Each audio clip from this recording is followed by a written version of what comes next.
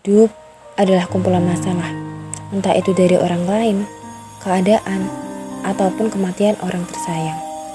Cukup hati yang sedih, cukup air mata yang jatuh. Tapi, kamu tidak boleh runtuh dan pedih terlalu lama. Kecewamu hanya akan jadi beban. Berpikirlah positif dan hiduplah damai dengan pikiranmu. Kali ini saya Villa akan mereview buku yang berjudul Filosofi Teras yang ditulis oleh Hendry Manapiring. Hidup sesuai dengan filsafat Stoa. Tonton videonya sampai habis ya, jangan sampai terlewat.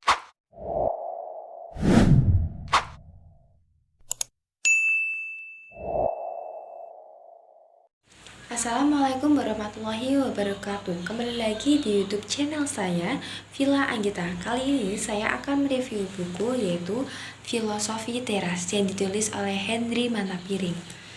Filsafat Yunani Romawi kuno untuk mental tangguh masa kini. Di dalam buku ini terdapat 11 macam bab. Di antaranya yang pertama itu ada survei khawatir nasional. Yang kedua itu ada sebuah filosofi yang realistis. Yang ketiga ada hidup selaras dengan alam. Yang keempat ada dikotomi kendali. Yang kelima ada mengendalikan interpretasi dan persepsi. Yang keenam ada memperkuat mental. Yang ketujuh ada hidup di antara orang yang menyebalkan. Yang kedelapan ada menghadapi kesusahan dan musibah. Yang kesembilan ada menjadi orang tua. Yang kesepuluh Cheetahs of the World. Yang kesebelas tentang kematian.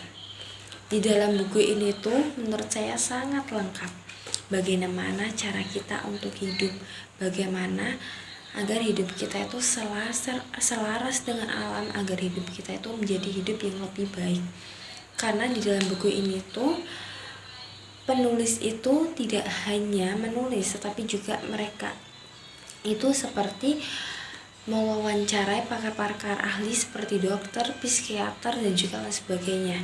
Dalam buku ini juga terdapat kayak sesuatu ketentuan-ketentuan atau cara yang dapat kita lakukan untuk menghadapi kehidupan ini sesuai dengan filosofi atau filsafat Stoa Yunani kuno. Hal-hal pokok yang harus kita ingat-ingat dalam buku Filosofi Teras ini, diantaranya yang pertama itu ada pembedaan antara apa yang up to use, tergantung pada diri kita, dan tidak tergantung pada diri kita. Yang kedua itu ada soal baik atau buruk, itu tergantung dari jiwa kita menafsirkannya. Yang ketiga itu ada segala situasi hidup yang menimpa kita itu bersifat netral. Semua orang itu mengalami hal itu.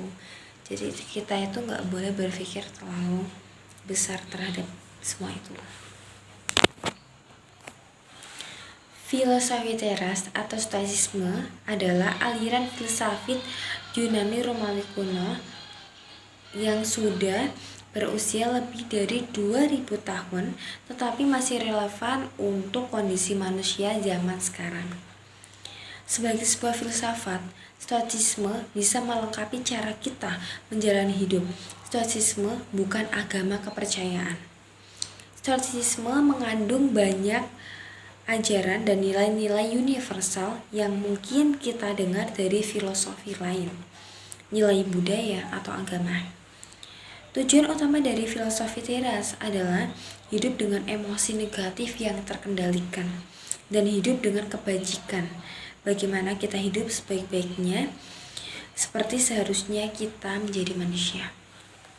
Jadi di dalam buku ini itu kita itu seperti dijadikan seseorang yang tidak mudah marah, yang tidak boleh yang namanya itu berpikiran negatif. Sesuatu itu tergantung pada pikiran kita, bukan keadaan ataupun orang lain.